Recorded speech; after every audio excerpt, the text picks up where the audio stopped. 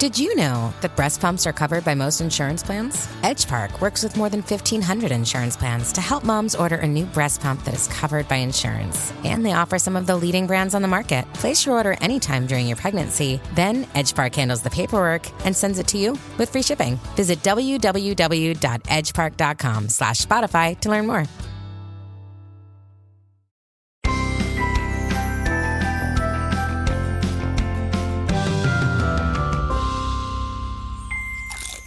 Hello and welcome to Bytes of Health, where we hope to take a bite out of your parent worries each day with sound advice and guidance. Every morning, we'll answer a commonly asked pediatric question in 5 minutes or less. I'm Dr. Jess Steier, a public health scientist, and today I'm joined by a guest bestie, Malina Malkani, a pediatric registered dietitian, author of 2 infant feeding books, and the single mom of 3 behind the amazing Instagram account, healthy.mom.healthy.kids. Okay, so today we are going to talk about food allergy prevention. The clock is ticking, so let's get to it. All right, Malina, how do I know if my baby is at high risk or low risk for food allergies? So first, talk with your pediatrician. Severe eczema during infancy is considered to be the strongest risk factor for food allergies. And then babies with a previously diagnosed food allergy, mild to moderate eczema, and or a family history of allergic disease in one or both parents are all considered to be at some increased risk, but severe eczema is the strongest risk factor.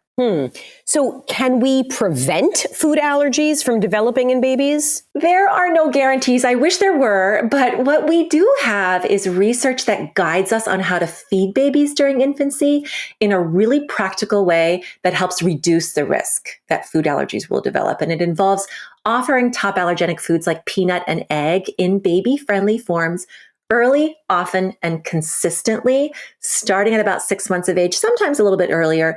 And it's most effective during a very short window of time during the first year of life. So it's so important not to miss it. The most robust research we have is on peanut.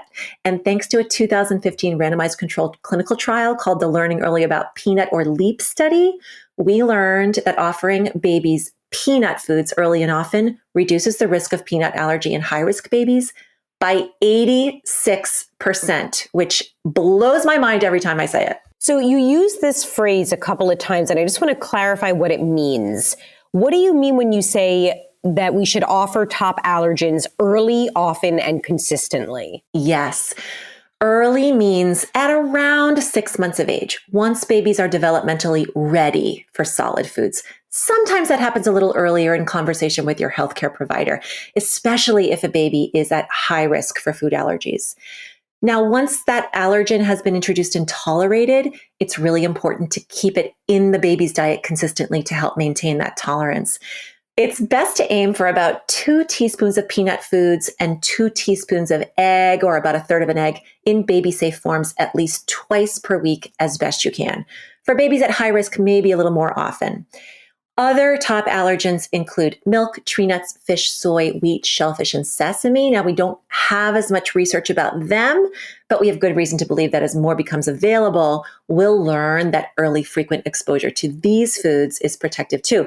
And offering a variety during infancy is helpful from a nutritive perspective anyway. So if you eat these foods within your family and your culture, it's a good idea to feed them to your baby early and often as well. So something that stands out is that many of these foods are choking hazards. So for example, peanuts. How do you safely feed a tiny baby peanuts? I hear you. Peanuts don't necessarily sound like the most obvious food for babies, but they're actually a very nutrient-dense early food that offers plenty of key nutrients for babies like iron and zinc, but they do need to be modified because whole peanuts and even globs of peanut butter are choking hazards. So a really easy way to do this is just mix 2 teaspoons of smooth peanut butter or peanut powder into oatmeal or a familiar puree, or you can thin it out with a little bit of breast milk or infant formula and feed it on a spoon.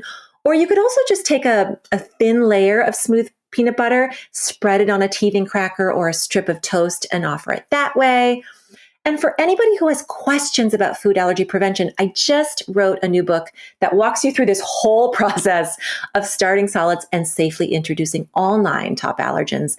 It's got 80 baby and family-friendly recipes to help you keep all 9 of those top allergens in your baby's diet once they've been introduced, while making just one meal for the entire family, baby included.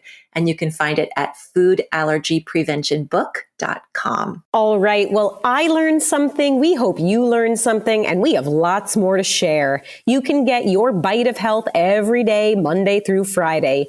Special thanks to Malina Malkani for sharing her expertise with us today. You can follow her at healthy.mom.healthy.kids, and be sure to access her amazing resources at foodallergypreventionbook.com, as well as solvepickeyeating.com, and finally, babyledfeedingcourse.com. If you like what you've heard here, let us know. Leave us a review on Apple and be sure to tell your friends. Also, be sure to follow along on Instagram at Bytes of Health Pod. That's Bytes with a Y.